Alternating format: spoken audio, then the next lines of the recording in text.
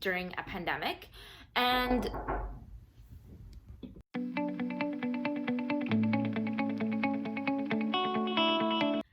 hi everyone, welcome back to my channel. I hope everyone had a wonderful holiday break. It's almost 2021, so I was just trying to revisit the past. And one thing that came into my mind as I was looking back on my 2020, this was the year that I lost my job because of COVID. And I wanted to make a video on it because I know that I'm not the only one that this has happened to, and everyone has had different experiences this year, whether it's you lost your business or you lost your job, you had to make significant changes in your life. Just wanted to touch base and just talk about how I survived through it. And it's crazy to think that so much has changed in my life, and it's honestly for the better now that I'm in this position. Because if you had asked me that same question back when I lost my job, I would have told you that this was not the year for me. But this year, there has been a lot of changes, and I'm actually very happy the way it turned out.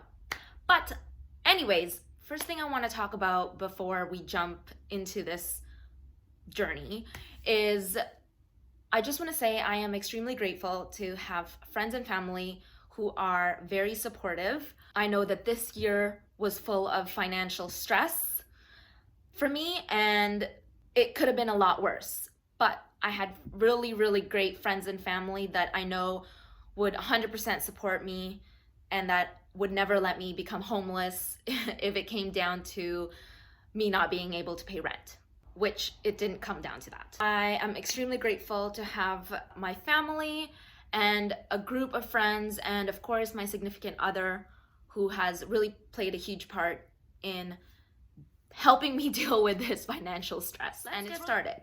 So depending on where you live, your government is probably doing a lot of different things. I live in Canada, and I'm so lucky to have a government that had put out an emergency benefit for those who have lost their jobs or businesses, just to help them out. And so I can't speak for other countries, and I can't speak for wherever you guys live, but in Canada we have what's called serb. serb stands for Canada Emergency Response Benefit, and it's basically a paycheck, a $2,000 paycheck that they give out to those who are qualified for it. So you are qualified for it if you are a BC resident who have lost their job because of COVID or was affected by COVID and have like reduced hours and things like that. So in this case, because I lost my job, I was actually qualified for serb. I wanted to break down my expenses during 2020 of how I spent or how I divided this $2,000 paycheck. Take the $2,000 with a pinch of salt, because that is actually taxed on top of that. So you think that they're actually giving you $2,000 Canadian, but it actually comes down to $1,700, because depending on your income for this year, it will be taxed. So for example, the lowest tax I think is like 15%. If you make a salary of $48,000 and less in a year, then you will get taxed 15%. And then if you make more than that, then you get taxed 20%, and on it. Anyways, I'm not a professional person to talk about taxes, so I'm not going to go further into that. Let's just break down what my expenses are to see how I really lived. And then I will kind of comment on some changes that I did during this time. So let's start. All right, so we are going to dive into this. And so I wrote down this, okay? So we're starting off with $2,000. We are actually going to tax that 15%. So this is just going to be an estimate, but it's probably going to come after tax, $1,700, okay? So we're gonna actually start off with 1,700 Canadian dollars to spend. Now, I'm going to break down how I spent my serb paycheck, and this is just average. I mean, this is monthly, so I will be getting this amount monthly, 2,000, and then after taxes, 1,700. Because if you're smart, you want to put away that amount, because when tax season comes, you're gonna have to pay that much back. So 1,700 is what we're going to be starting off with. And let's calculate rent. So my rent, I live in Vancouver, is 1,769 Canadian dollars in a 1-bedroom apartment, but that's going to be divided by 2. So 1,769 divided by 2, because I live with my significant other, so we'll split it in half. So 1,769 divided by 2 is going to come down to 884.50, okay? And now we're going to be doing laundry. So laundry, we don't have an ensuite laundry, so we have just coin laundry in our apartment. And so normally laundry, let's put it here. I will do laundry once a week, but because of COVID, I could push it to once every 2 weeks. $2 each for a wash and $2 each for a dry. So I will usually fill my coin laundry card to $10. And because we're gonna be doing it bi-weekly, it's going to be times by 2, so that's gonna be $20 a month, okay? And we're gonna be factoring in internet. So internet is also not included, okay? Internet, it's $106.40, and that's divided by 2 because my significant other.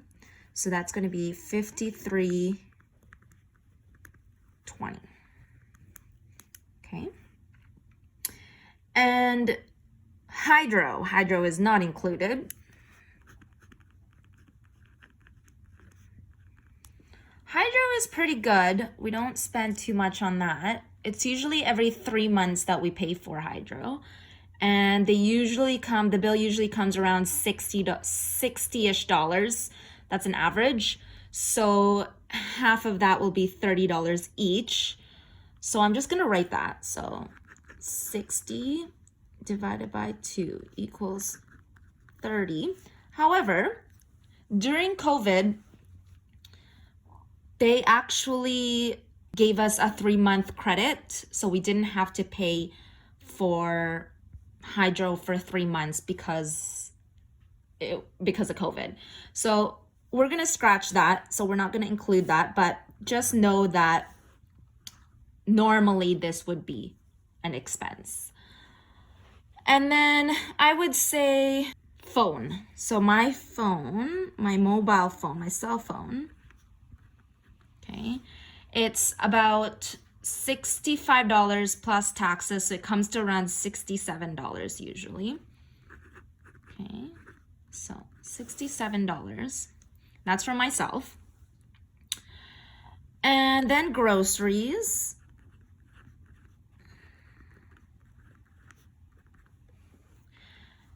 And I normally spend actually more on groceries. Most of my money go on groceries. But in this case, during this time, I'm very lucky that my boyfriend actually covered most of the groceries during this time. So normally it's half and half, but we spend a lot on groceries. But I'm just gonna put $100 in here for myself because I know that for the month I will get like a few things here and there. I'll pick up like eggs or just like things that I'll usually eat, or something that I will only eat and not my boyfriend, so I will obviously pay for that. I'm just gonna put $100, and of course that either goes up or down depending on the month. But I'm just gonna say during the COVID time, I did pay less, so it's gonna be $100, okay? Flat. And I sold my car. However, let's just write this down just to have in the back of our head, okay? With my car, so it was paid off already, but my insurance, it was $264 a month. This is with no accidents, okay? And I drive a 2007 Honda Fit. So $264 a month. That's insane, right? But I live in British Columbia, okay? So the car insurance here is crazy. That's not factoring in parking if I'm going to go somewhere, and gas. But we're not going to calculate any of that because I sold my car before I got laid off. And so I just wanted to write it down just to have in the back of my mind of how much I saved selling my car. And then I also had student loans. So let's just write student loans here. Student loans, which was minimum payment $212 a month. But the student loans were actually deferred during COVID, so we didn't actually have to pay that off until October. And then I had to reapply for repayment assistance, which means because I still technically didn't have a job by the time student loans was coming back, I qualified for them to push it back so that I didn't have to pay. But, so we're not gonna be including that, but let's just calculate the total for all this, not taking into factor hydro, not taking into factor car and student loans. So let's just calculate that.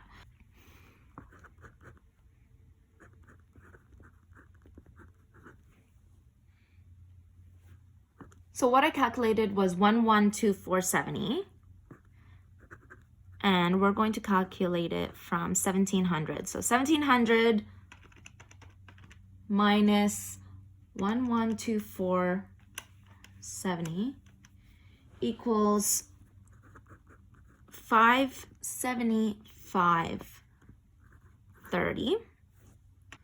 And I'm just gonna add these two. So 264 plus the 212 equals 476.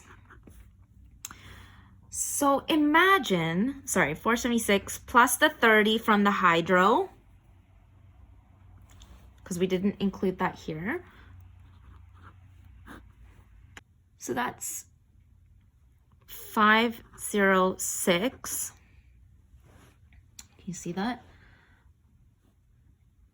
So imagine if I actually had to pay for this.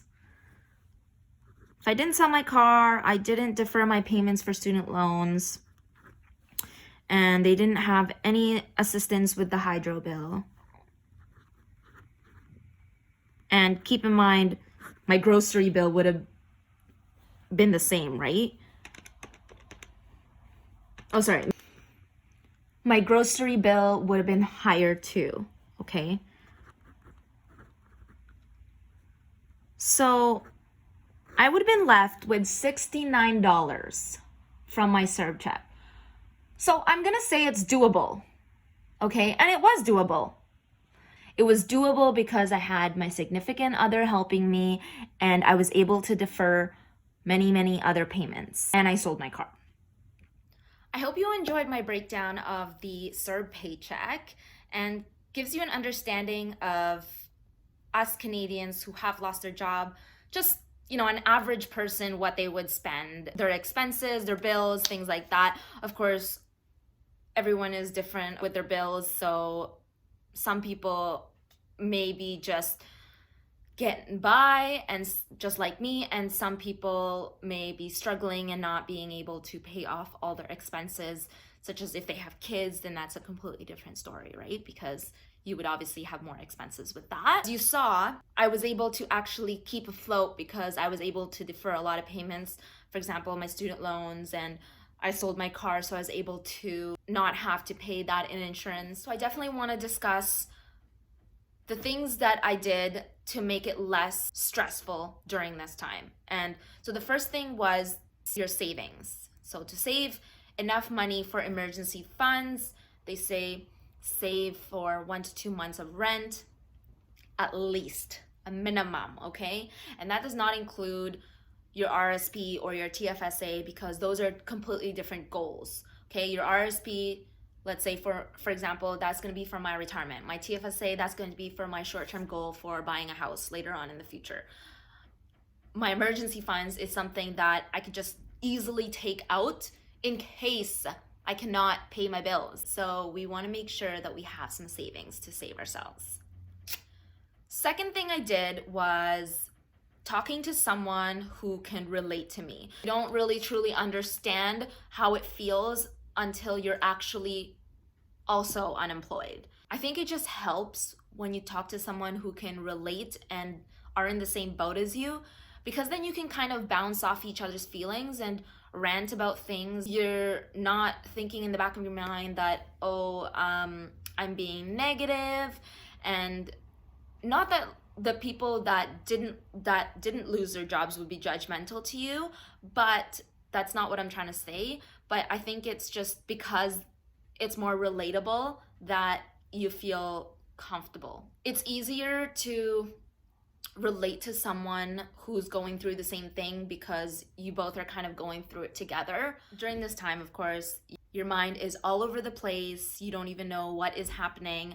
I would definitely suggest having a plan.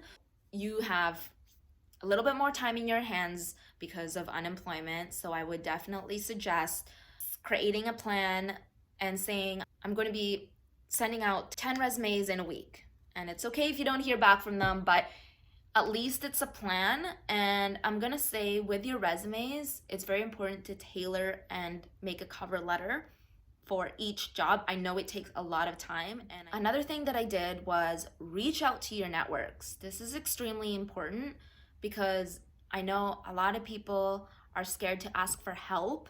They're just so used to being independent and they don't want to feel like they owe somebody something. But honestly, a lot of people are more than willing to help. If they have a connection, if they have a bigger network than you, and they can help you kind of connect you to a contact, then why not? That is what's going to get you into doors that you normally won't get into if you just apply under job posting board like Indeed, right? So you reach out to your networks, and just remember, if they connect you to one of the contacts that they have, you're gonna be the one still doing the work. You're gonna be the one doing the interview. In an ideal world, we would love to have something that's just given to us, but it just doesn't work like that. So yeah. Another thing that I actually did was go through recruitment agencies. And this was something that I've never actually done. I think I've done it once, but it was for a volunteer job. But going through a recruitment agency, even if it's just for temporary work, that was the best thing I could have done. And now I actually have a job. I got it through a recruitment agency, and it was a temporary job. If I didn't go through this recruitment agency, I probably wouldn't have gotten into this industry. Some industries are very technical and they require you to go to school because you need to have certain qualifications. If you go through a recruitment agency, this is a chance for you to get your foot in the door. I would definitely say keep an open mind and go for temporary work, it was honestly such a blessing in disguise. Another thing is to definitely keep yourself busy. Start a hobby. For example, I started a YouTube channel because I wanted to just I talk a lot. I talk a lot about nothing. It's great when you have a hobby because you can put your mind into something else and not have to be so stressed. Having this YouTube channel, I signed up for boxing classes. I got a sewing machine for Christmas, so I'd like to start altering my clothes. Just stuff to do that make me happy. So I would definitely recommend to find something that you love doing if you haven't already, just to keep yourself sane during this time. And last but not least is finding deals. Facebook Marketplace, I mention this all the time, but it is my favorite place. I find so many deals on Facebook Marketplace. Someone else's trash isn't someone else's treasure. So you can find so many deals. Just make sure that when you're buying or selling, just practice safety protocols. There's still a pandemic going on, that you are very safe. You're wearing a mask when you're picking up things, you're sanitizing before you touch, and you're washing things and things like that. I think that's all I have to say. I hope you guys like this type of video, and comment below. I'd love to know how COVID-19 has really affected your year. I'm super excited to make new goals for 2021, and I know that this coronavirus isn't just gonna go away all of a sudden just because it's 2021, but I'm super excited for what's to come. And honestly, life changes all the time. You just have to adapt to it. So I'm just super excited to see what's to come next and how I will adapt to it. Like, comment, and subscribe, and follow me on Instagram if you aren't already. I will see you next Sunday on my next video. Take care, guys.